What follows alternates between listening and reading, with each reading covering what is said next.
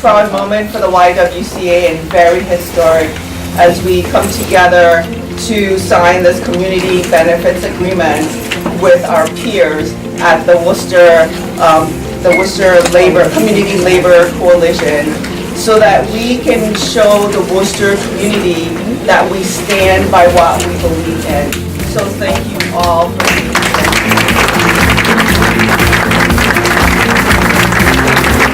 YWCA recognizes that women and people of color are significantly underrepresented in the construction industry.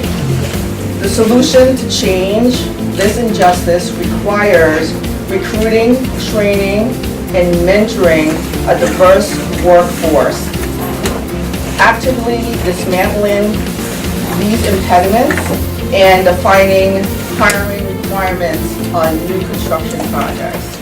We asked the community, should we stay? They said, yes, please. The services you offer need to be in downtown.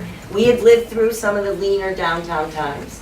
We watched things come and go. So when the revitalization was happening, we were asked to stay too, because we provide housing, domestic violence services, childcare, youth development services. So we were seen as an important part of the downtown. It's really an exciting day today for Worcester. Who would have thought that we'd be standing here and saying we have a community benefits agreement? So kudos to everybody. So it's a proud moment for me. I know the city, we're looking to do something with the ballpark in terms, we're working on a community benefits agreement.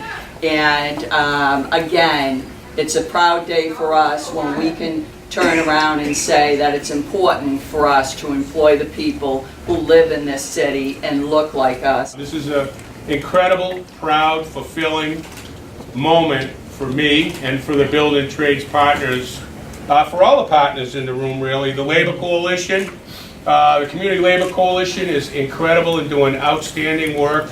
And to come up with a community benefits agreement for this project is just amazing. And I'm happy to be an organization partner with them. Step up and do this job and do it 100% union, with union contractors that represent men and women, and a lot of women in this area. And the opportunity to recruit women into our apprenticeship programs, and we can guarantee you we're going to do that here with our Building Pathways program. They come into our program, we train them 4 to 6 years, they get licensed and certified in a craft, and they can make an incredible living and have a wonderful life for them and their families. So it's a big opportunity. And projects like this are like what get it going. So I want to say that. It's a lot more than a project, but it is a wonderful project, and I'm so excited for everybody at the YWCA. The Building America, which is a branch of the Housing Investment Trust, is issuing a letter of interest to award $6 million in new market tax credits allocation. How great is this?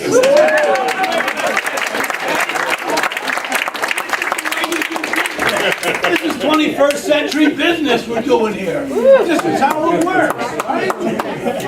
It's so easy. People wonder, why would you have a CBA? Why wouldn't you? Why wouldn't you sign a CBA? It's the most sensible thing I can think of. The community-based organizations that we have, the unions that we're talking about, we're tearing down walls, bringing people together. That kind of power brings not just money, which we need, not just energy and stuff like that, but it brings our community together. So community is all of us. Churches, religious congregations, unions, community-based organizations. That's where our clout is. That's why we got to hang together. And this is the beginning. I noted that our top 5 projects, our best 5 projects across the company, all had a woman in a leadership position, which I thought was unique, especially given that only 3% of the workforce is made up by women. So, in putting this team together, our team here is made up of all women. So I'm expecting this to be the best project in the history. I want to thank Linda and the Y and the trades, Jack and Brian. We've been working on this for years, trying to come up not with this project, with other projects. We also had this coming with the Red Sox Stadium. I know we're working on that for the last We got first. We're first. Yeah, you're right. It's a woman that's first.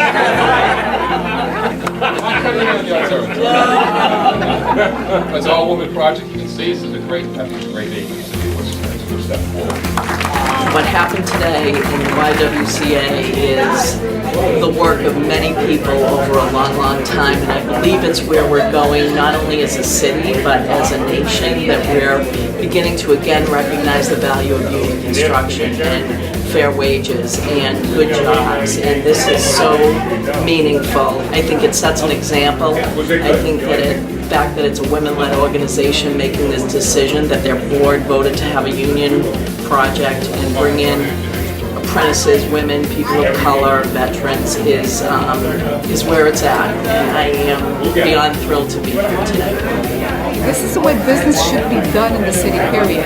And I'm hoping that, also the folks that are looking at the ballpark will look at this and say, well, if the YWCA can do this, why can't we as a city do this with the ballpark? What we're asking for is beneficial to all the residents of Worcester.